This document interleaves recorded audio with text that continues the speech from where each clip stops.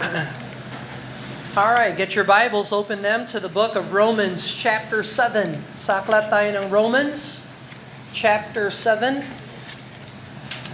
At ang letter ni Paul sa aklat ng Romans ay very systematic. Ibig sabihin, yung mga chapters at bahagi ng aklat ng Romans ay progressive yung tema. Halimbawa, from chapter 1, chapter 2, ito ay patungkol sa sin. Yung chapter 3, chapter 4, ay patungkol sa salvation. Yung chapter 5, chapter 4, 5, and 3, 4, and 5, salvation. Yung chapter 6, 7, at saka 8, ay patungkol sa sanctification. Tapos chapter 9, 10, 11 is sovereignty, sovereign plan ng Panginoon. Para makita ng mga Kristiyano kung ano ang plano ng Diyos para sa daigdig natin, para sa Israel, para sa church, and so on and so forth. Tapos sa pinaka-last bahagi ng Romans, from chapter 12 hanggang chapter 16, ito ay patungkol sa service. So kung paano pwedeng maglingkod ang mga Kristiyano sa dispensation or sa kapanahunan ng church age or ng period ng mga churches. So tingnan mo yung plano ng Diyos: sin, salvation, sanctification. So we're in Romans chapter 7. So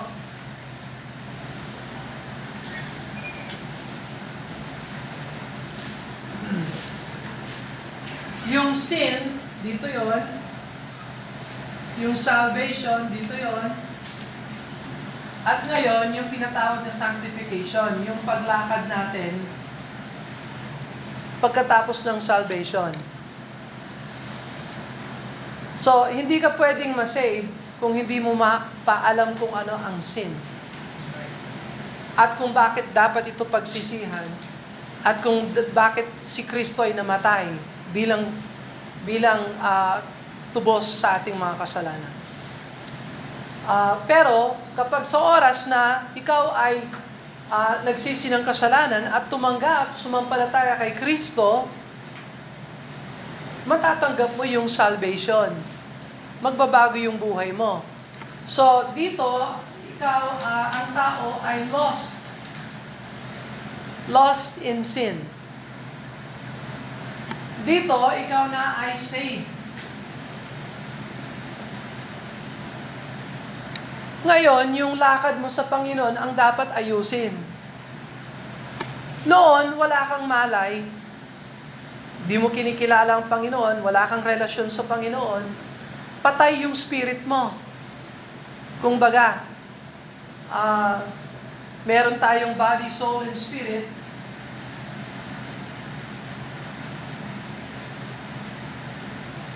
Body, soul, spirit.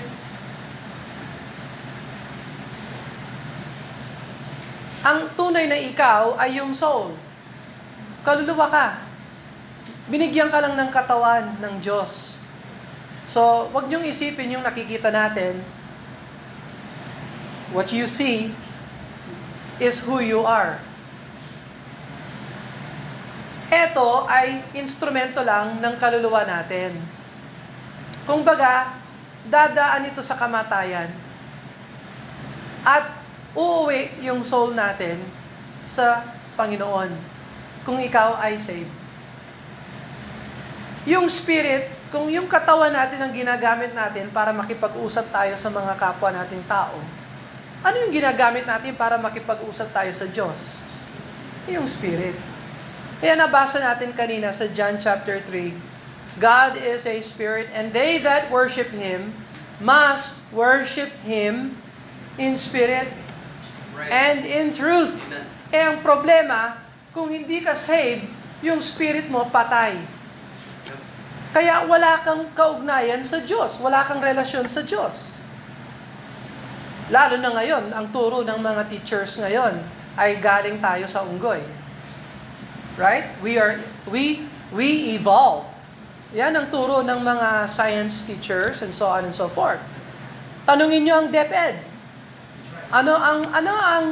Saan tayo nanggaling? Nilikha ba tayo ng isang manlilikha? O baka evolutionary yung proseso natin?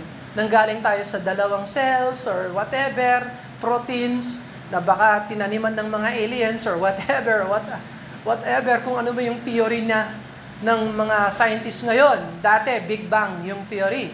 Ngayon, walang theory. Hindi talaga natin alam. We have no clue.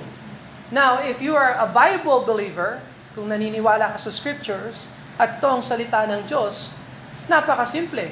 Buksan mo yung Genesis chapter 1, and then basahin mo yung chapter 1 and chapter 2. Doon mo makikita yung cosmology and creation ng Panginoon, ng Diyos.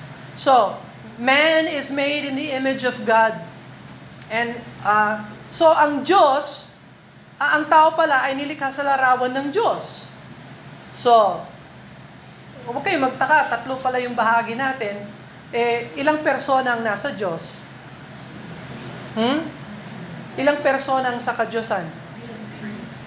1 John 5:7, for there are three that bear record in heaven, the Father, the Word, and the Holy Ghost. And these three are 1 John 5:7.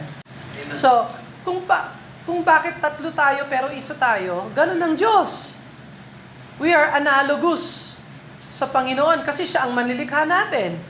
If He's 3 in 1, we are 3 in 1. Analogy tayo. We're just analogous to our Creator. Now, pag namatay ka, o namatay ako, o yung mga namatay sa atin, mga mahal natin sa buhay, tapos na yung kanilang body. Wala na. Pero yung kanilang soul and yung kanilang spirit, tutuloy yan depende kung saan sila dito. Kung sila ay nasa kasalanan pa at wala pa kay Kristo, they are lost. Hulaan nyo, saan pupunta yung lost soul? Ha? Saan? Sa hell. So ito, yan yung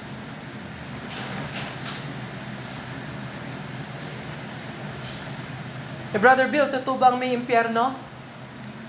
Paano mo alam na may impyerno?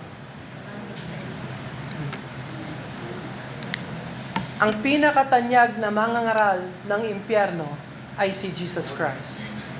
Sa buong Bible, sa liksikin ninyo, siya ang kaisa-isang mangangaral na nagturo ng patungkol sa impyerno, higit pa sa kahit sino mang propeta o anumang teacher sa scriptures. Jesus is the preacher of hellfire. So, winorningan niya tayo. Fear not them which kill the body, but are not able to kill the soul. Amen. But fear Him, fear God, who is able to destroy both the body and the soul in hell. So, yang scripture na yan, nandyan yan sa scripture. Ngayon, now, what about kung ikaw ay saved? Kung ikaw ay saved, yung kaluluwa mo, pag namatay ka, saan ka pupunta if you're saved? Ha? Heaven. Baka hindi nyo alam. Ewan ko. Heaven. So, ang tao na saved, patungo siya sa heaven dahil kay Jesus Christ. Malinaw ba tayo? Okay? Hindi siya patungo sa heaven kasi mabait siya, matalino siya, may apelido siya, o iglesia siya, o Catholic siya, o Baptist siya, or whatever. That's not the factor. Ang salvation, ang heaven, ay para dun sa mga tumanggap kay Jesus Christ at na-save na siya ni Jesus Christ. Malinaw ba tayo? Okay? So, tandaan nyo ito. And, we'll look at sanctification ngayon, yung lakad natin bilang Kristiyano. There you go. That's you. That's me. Yung pag-uusapan natin ngayon sa chapter 7, yung lakad natin bilang Kristiyano. Hindi uusapan yung salvation. Tapos na yan. Chapter 1 and 2, chapter 3, 4, and 5. Ito 6, 7, and 8. Okay, so chapter 6, 7, 8 tayo. So look at chapter 7, Romans chapter 7. And so,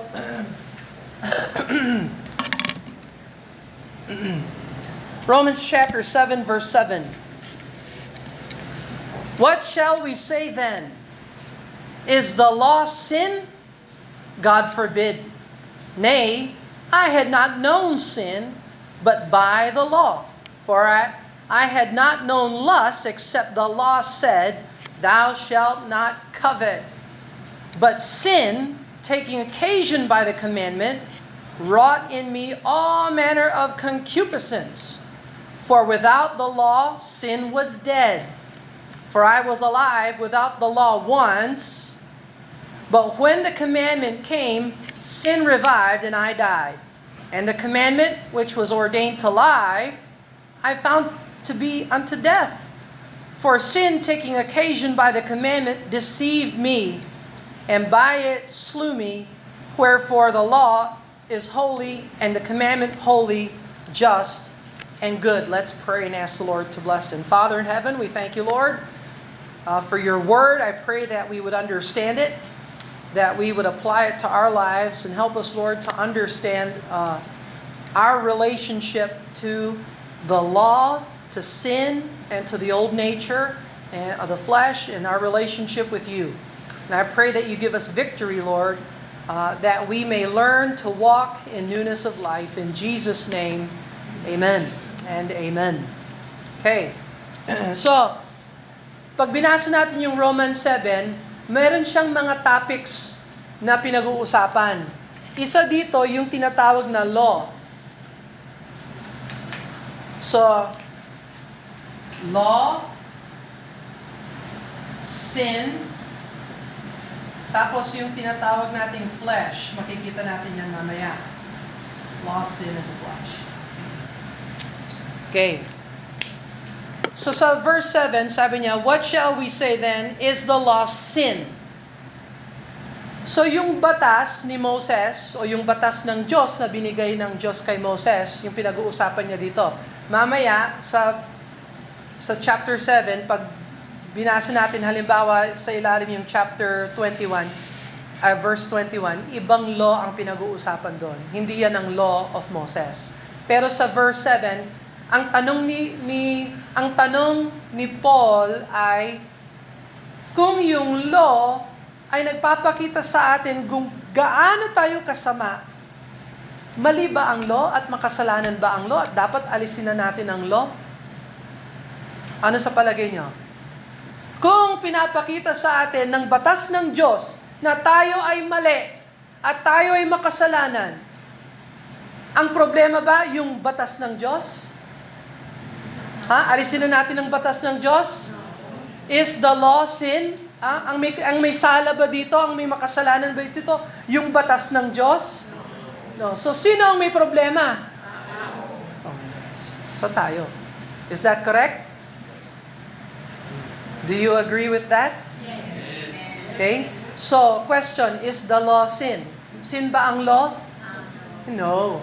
Kaya nga sabi niya, God forbid. So, malakas na expression nito na sinasabi niya, huwag nating isipin na ang may sala at ang may mali ay ang batas ng Diyos.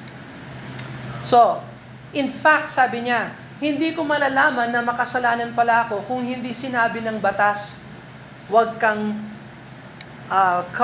maging covetous. Okay, so ano yung covetous sa Tagalog? Sakim.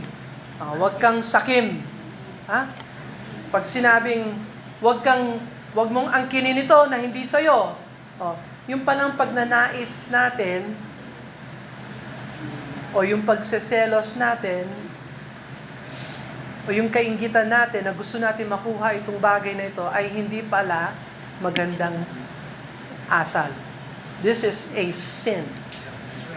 At hindi ko malalaman na ito pala ay sin kung hindi tinuro sa akin ng batas ng Diyos. So, ang batas ng Diyos ay salamin. Pinapakita sa atin ng Diyos na tayo ay makasalanan kasi kapag hindi mo alam kung ano ang kasalanan, hindi ka pwedeng maligtas. So, I had known sin except it says thou shalt not covet. Now verse 8.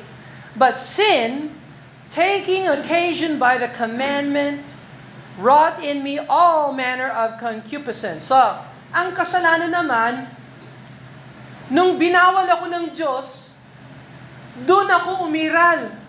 Yun ang gusto ko. Sinabi ng Diyos, huwag mong gawin yan, yun ang gusto kong gawin. Kaya kasalanan, sin.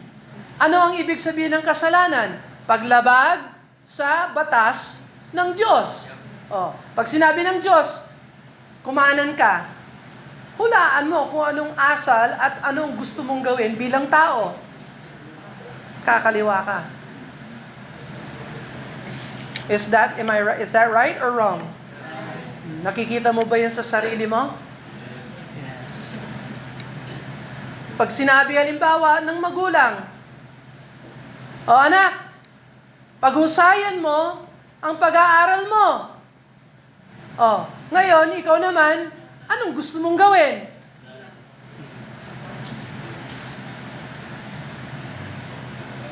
So kung saan ang batas, umiiral yung sin.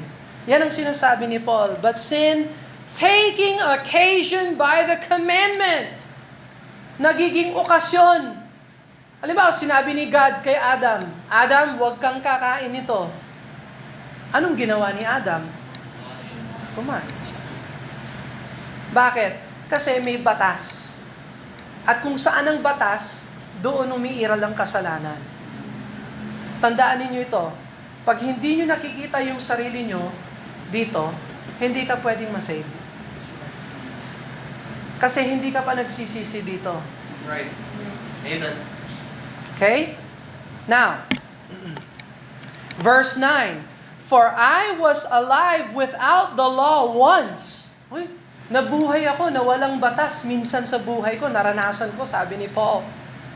But when the commandment came, sin revived. Nabuhay uli ang kasalanan. So question, kailan nabuhay si Paul na walang commandment? Kailan nabuhay si Paul na walang, sabi niya, I was alive without the law once. When? Huh? When he got saved? No. Huh? When he was a baby. Yes. Buhay ako bilang sanggol o bata, pero hindi pa ibinigay sa akin ng batas. Wala pa siyang malay, hindi niya alam ang batas. Kaya hindi siya pinalo ng Diyos dahil sa kasalanan niya. So tandaan nyo, yung mga bata, babies, na halimbawa, may nangyari sa kapanganakan or whatever, namatay ang baby, saan ang baby? Heaven. Hindi dahil hindi siya makasalanan o wala siyang kasalanan. Nandyan yung kasalanan sa kanya. Likas sa mga bata ang kasalanan. Kaya lang, hindi siya pumili umakto sa kasalanan niya. Kaya hindi siya pinatungan ng kasalanan. He was alive once without the commandment. Wala siyang obligasyon sa commandment. Hindi niya alam. Wala siyang malay. So therefore, yung mga ganong situation, mental disability, or mental illness or whatever, or handicap, o di kaya baby na sanggol na namatay, they go to heaven. By the mercy of God. Napatawad yan ng Diyos, hindi niya pinapatungan. Now, but, when the commandment came, sin revived. Nung natuklasan ko yung tama, di bumalik, nabuhay na naman yung kasalanan. And I died. So, wala. Namatay ako. I died. Verse 10. And the commandment which was ordained to life, I found to be unto death. Ito palang law na kung susundan ko itong law na ito, ibibigay sa akin ng buhay, natuklasan ko, sa likas kong kakanyahan na pagkatao, ayaw ko talaga sa law ng Diyos. Imbis na itong magbigay ng buhay sa akin, ito pa ang nagturo sa akin na ikaw ay nilaan para sa kamatayan. Ikaw ay makasalanang tao, at ikaw ay pupunta sa isang impyerno, at ikaw ay never na hindi mo pwedeng isave yung sarili mo. Yan mga turo yan ng law. So I found it to be unto death, verse 11. For sin, ayan na naman yung sin, taking occasion by the commandment, deceived me, and it slew me. Nilinlang ako ng kasalanan at pinatay ako ng kasalanan. So, ikaw, kapag nilinlang ka ng kasalanan, pinatay ka ng kasalanan, is that lost or saved? Yeah, that's lost. That's still lost. Okay? So maraming mga tao ngayon, akala nila, basta nasa church ako, basta nagbabasa ako ng Bible, basta nabaptize ako, basta nagsuserve ako sa Panginoon, save ako. That is work salvation. Dito ka. Saan yung pagsisisi mo? At saan yung pagtiwala mo sa Panginoon na siya ang tagapagligtas, na umaasa ka sa Kanya lamang? Yung iba, umaasa sa Kanya plus good works. O di kaya, umaasa ako sa Panginoon plus Mary. O plus iglesia. O plus baptism. O, hindi na yan si Jesus Christ lang. That is work salvation. Mali yun. That's not grace salvation. Okay. Verse number, so nilinlang ako at pinatay ako ng kasalanan. Verse 12, wherefore the law is holy, and the commandment holy, just and good. Walang masama sa law. Ang law matuwid, ang law ay banal, ang law ay mabuti. Salita ng Diyos mabuti. Law. Ang mali, ang kasalanan sa akin. Sin. Malinaw ba tayo? Alright. So bakit kailangan ng laws na masave siya? Dahil sa kanyang sin. At paano mo malalaman na ikaw ay may sin? Sa pamamagitan ng law. Okay? Halimbawa, nagdadrive ako ng kotse. Gusto kong bumanat ng 80. Yung speed limit, sabi 60. Gusto ko 100. Ngayon, may pamantayan tayo. Alam mo na ikaw ang mali at alam mo kung gaano ka kasama. Is that clear? Ganun din sa batas. Batas ng tao. Alam, meron palang first degree murder, second degree murder, third degree murder. Hindi ka lang pumatay. Pumatay ka pa ng may milisya. Pumatay ka pa ng ganito and so on. So may mga degrees. So ang batas talaga, malinaw ang batas. Alam mo kung gaano ka kasama dahil sa batas. So hindi dapat masamain ang batas dahil ang batas ay nagtuturo lamang ng katuwiran at tama. Tayo ang sumasalungat sa batas ng Diyos. Tayo ang may sala. Is this clear? Alright. Look at verse number 13. Was then that which is good made death unto me?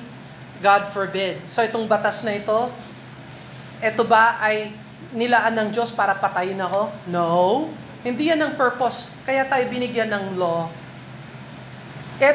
Binigyan tayo nito para maliwanagan tayo, para malinaw sa atin na tayo ay nasa mali.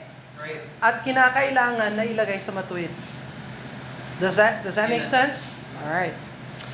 But sin, that it may appear sin, working death in me, that which is good, that sin by the commandment may become exceedingly sinful.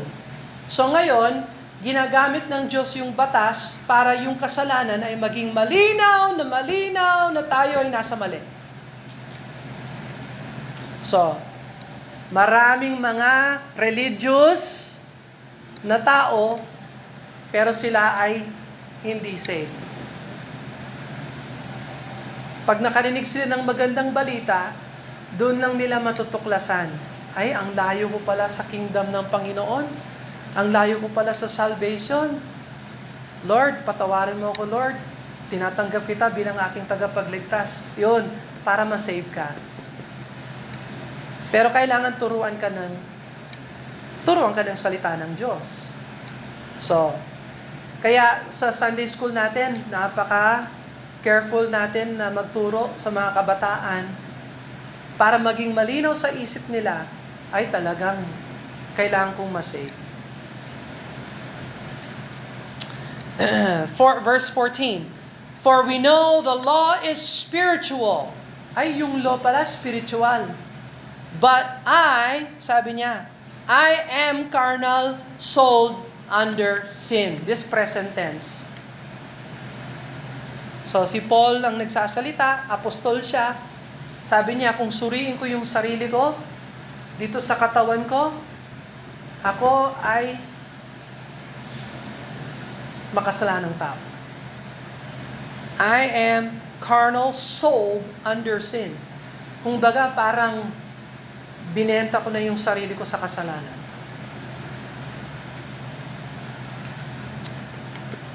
Verse 15, for that which I do, I allow not.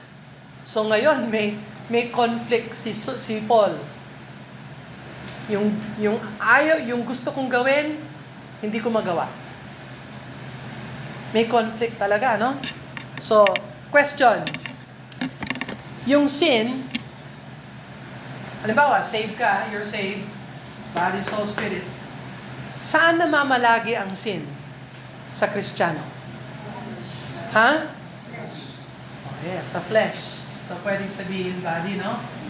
So, yung sin. Nasa flesh. Flesh natin. So, flesh. So, sabi niya, I am carnal, sold under sin, for that which I do allow not, that I would do, and that I do not, but what I hate, that I do. Yung ayaw kong gawin, nagagawa ko. Yung gusto kong gawin, hindi ko magawa.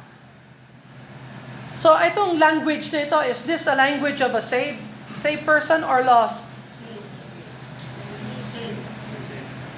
Ha? Saved. Saved. Kaya pala bilang Kristiyano, hindi porke Kristiyano ka, hindi porke saved ka, wala ka ng problema sa kasalanan. Nandyan pa rin pala ang kasalanan sa'yo. In fact, dahil ikaw ay saved, alam mo kung ano ang tama, alam mo kung anong mali. Mas lagot ka kaysa dito. Hindi dahil pupunta ka sa impyerno. Wala nang usapan yung impyerno bilang saved. Ang usapan na ngayon, paano ka lalakad sa harapan ng Diyos? Magpapatuloy ka ba sa kasalanan? O lalakad ka ng matuwid sa harapan ng Diyos? Bilang saved, may choice ka. Ngayon, nararamdaman mo yung pang-agaw ng flesh sa spirit. Nandito yung Holy Spirit, nandito yung si Lord Jesus Christ, nandito yung sin sa katawan, ikaw ang nasa gitna. Malinaw ba tayo? Kaya pala, Brother Bill, may mga Kristiyano na hindi matuwid. Yes. Kasi natutunan nila na mag-dominate sa buhay nila yung kanilang flesh. Verse 16, if then I do that which I would not, I consent unto the law that it is good. Now then, it is no more I that do it, sabi ni Paul, yung nararamdaman ko na ayaw kong gawin, sumasang-ayon ako sa batas ng Diyos na hindi na ako ang gumagawa nito, kundi yung kasalanan na nananatili sa aking katawan bilang Kristiyano. Now then, it is no more I that do it, but sin that dwelleth in me. Present tense. Sin dwells in me. So, question. Pag save ka, pwede ka bang makontrol ng kasalanan? Pag save ka, may kasalanan ka pa rin?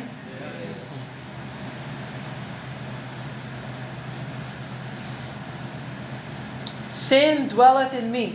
Ito yung law na pinag-uusapan niya ngayon. Hindi ito yung law ni Moses. Ito yung law ng kasalanan. The law of sin in my body. The law of sin in my body. Now, it is no more I that do it, but sin that dwelleth in me. Hindi na ako ang pumipili, kundi yung sin ang umiiral sa akin. So talaga tingnan mo yung conflict ng Kristiyano, ha? Pwede ka palang magkasala, pwede ka palang lumakad sa harapan ng Diyos ng wasto. Question, anong klaseng Kristiyano ka? Gusto mong maging carnally behaving Christian? O gusto mong maging spiritually behaving, spirit-filled Christian? Verse 19, for the good which I would, I do not. But the evil which I would not, that I do. Yung gusto kong gawin, yung tama, pero yung nakikita ko sa buhay ko, gumagawa ako ng mali.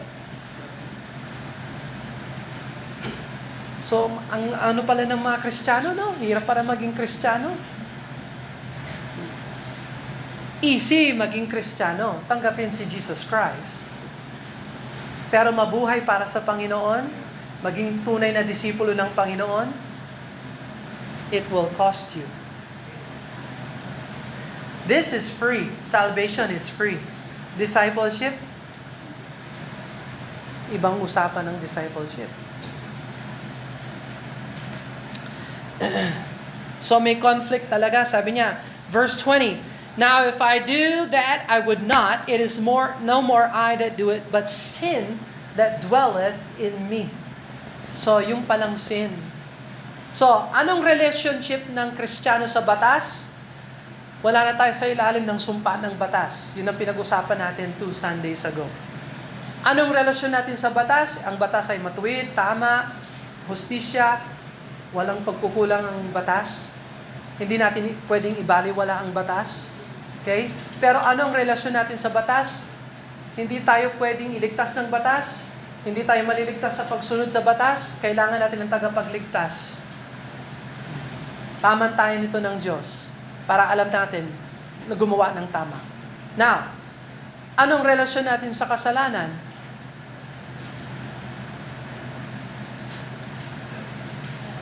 Bilang Kristiyano, anong relationship natin sa kasalanan? Ha? Ano? What? We should be dead to sin. Ha?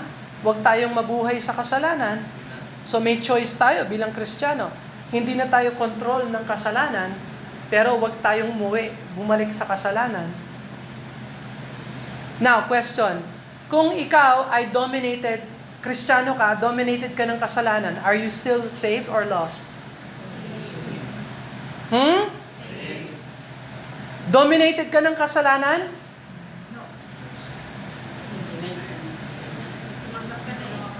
Okay, magandang question ito.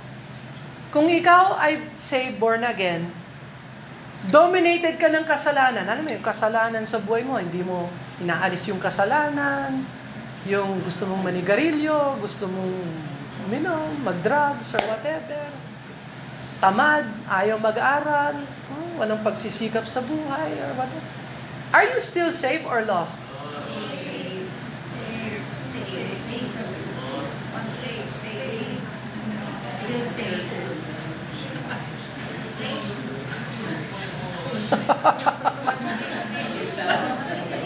Tingnan mo, listen carefully. Dati, ikaw ay lost dahil wala ka kay Jesus Christ. Ngayon na ikaw ay tumanggap sa Panginoon, ano ka na? Tapos ka na ba sa laban mo sa kasalanan? No. Pwede bang magwagi ang kasalanan sa buhay mo? Yes. Ikaw ba ay saved o lost? Saved. Saved ka pa rin.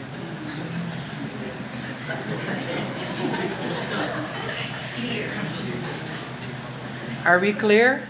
Okay. So Brother Bill, pwede pala ang mga Kristiyano mabuhay na parang Judas. Oh. Can it happen? Yes. It can happen. Pwede pala ang Kristiyano maging worldly. Pwede pala ang Kristiyano mag-act carnally. Yes.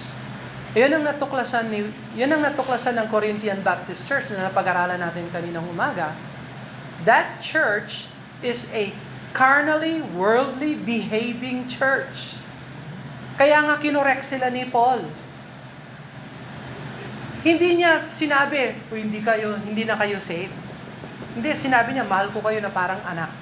They are saved. Kaya lang yung ugali nila parang lost. Yeah. Kasi dinala nila yung nakaugalian nila sa buhay Kristiyano. At naging dominant yung sin. Now, verse 20, if I do, I would not. It is no more I that do it, but sin that dwelleth in me. So, tandaan ninyo, bilang Kristiyano, may nakatira pang kasalanan sa loob ng buhay natin. We still have sin dwelling in us. Nakarinig na ba kayo nito? The enemy inside. Yung kalaban na nasa sa loob. Di ba? May enemy inside tayo bilang Kristiyano. Ano yon? Yung sungay natin gustong... Yeah? Is that right? Okay. Verse 21. I find then a law. Ito ngayon yung batas ng sin sa flesh. I find in a law when I would do good, evil is present with me. That's present tense. Evil, sin, is in me, sabi ni Paul. So alam ni Paul, yung feeling natin bilang Kristiyano, na are we going to live for the Lord and be surrendered to God, or are we going to surrender to sin and be controlled by sin? Verse 22, for I delight in the law of God after the inward man. O yung pala, ito yung inward man natin. Ito yung inward man. Ito yung sa loobin natin na dedicated sa Panginoon. Ito yung sinasabi ni Jesus, the flesh is weak, the spirit is willing. Yan yung inward man natin. Ito yung dapat renew natin every day. Ang problema natin bilang Kristiyano, inaalagaan natin yung body, pinapabayaan natin yung spirit. Mas gusto nyong magsuklay, magpabango, magdamit ng maayos, pero kumusta naman yung inward man? Ito alaga, ito pabaya. Bilang Kristiyano, kaya yung lakad natin sa Panginoon, bagsak. Bagamat tayo ay saved. So, I delight in the law of God after the inward man, but I see another law in my members, verse 23, warring against the law of my mind. So, yung mind natin pala, bahagi yan ng soul natin. So, the mind. May war pala yung mind natin, yung inward man natin versus the flesh.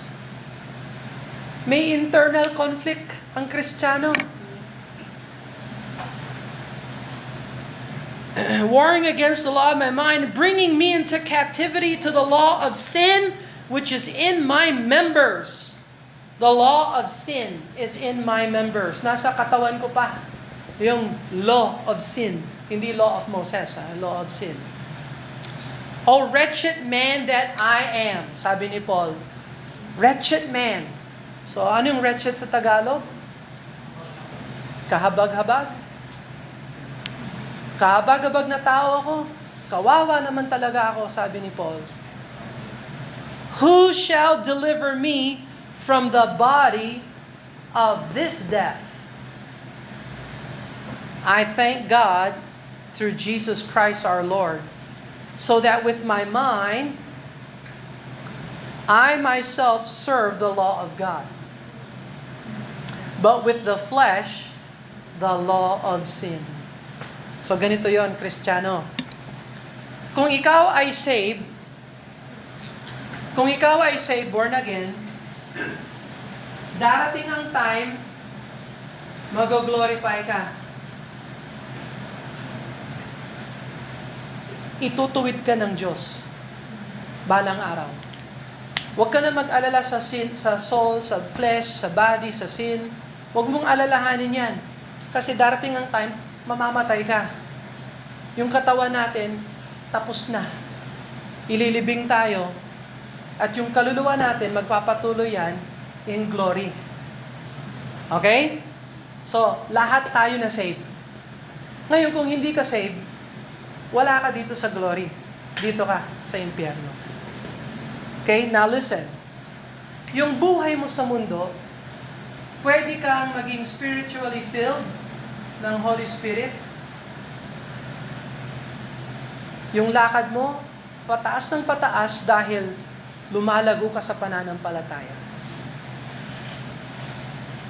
Pero pag pinabayaan mo ang lakad mo sa Diyos bilang Kristiyano, alam mong mali ito, alam mong kasalanan ito, pero patuloy ka pa rin gumagawa ng katiwalian, yung lakad mo,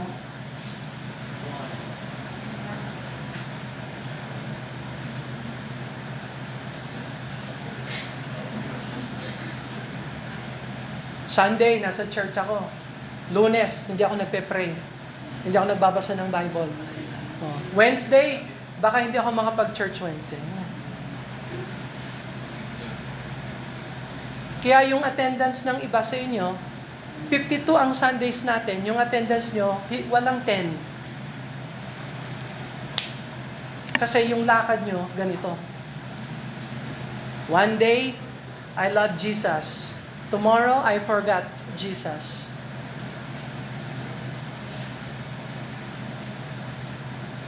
%90 ng mga Kristiyano sa mundo natin, ganitong testimony nila.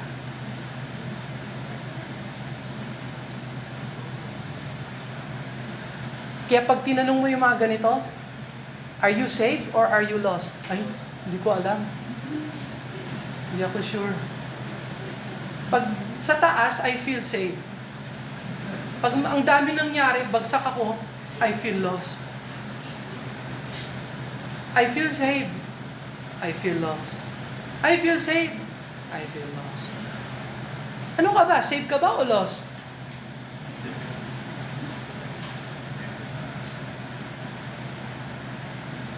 Is this right? Yes. Para matulungan ka, pagsikapan mo, yung lakad mo sa Panginoon ay progressive, pataas. Huwag kang pabaya sa spiritual life mo. Na pag ganyan-ganyan ka. Hindi ka pwedeng gamitin ng Diyos kung yung testimony mo ganito. Now, question. Pag ang isang Kristiyano, nanigarilyo siya, is he saved or not saved? Saved. Are you sure? Pag ang Kristiyano,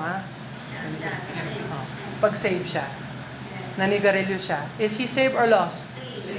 Saved. Kaya lang, yung testimony niya,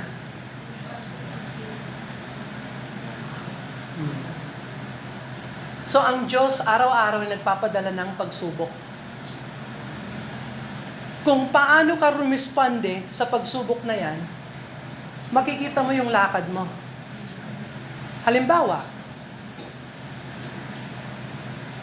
may ginawa sa yung mali ang kapitbahay mo.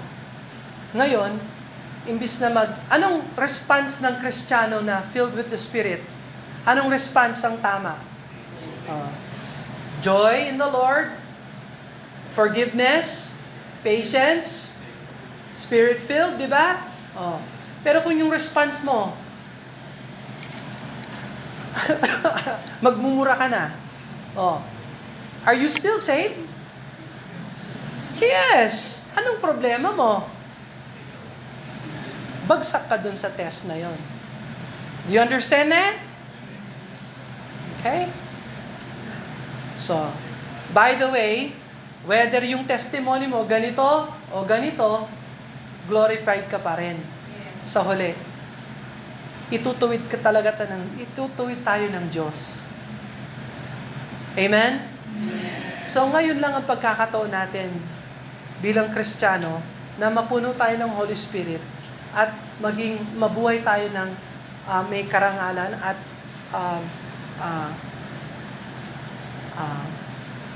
let's glorify. Maluwalhati ang Diyos sa atin. This is our time bilang Kristiyano. So, yung iba sa inyo, kaya hindi nyo madala yung mahal nyo sa buhay sa Panginoon kasi yung nakikita nila na buhay mo, ganito. Hindi ka serious sa buhay Kristiyano. Pag tinanong yung mga kamag-anak mo, siya ba ay save o lost? Hindi, lost yan. Kasi yung ugali niya, ganyan, no?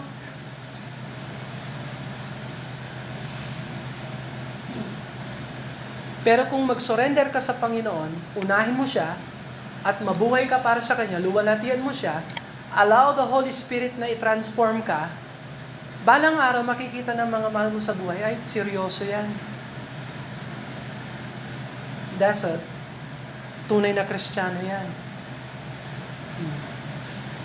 Now, tapos na tayo sa chapter 7, ipapakita sa atin ni Paul next week yung kapangyarihan kung paano lumakad ng ganito.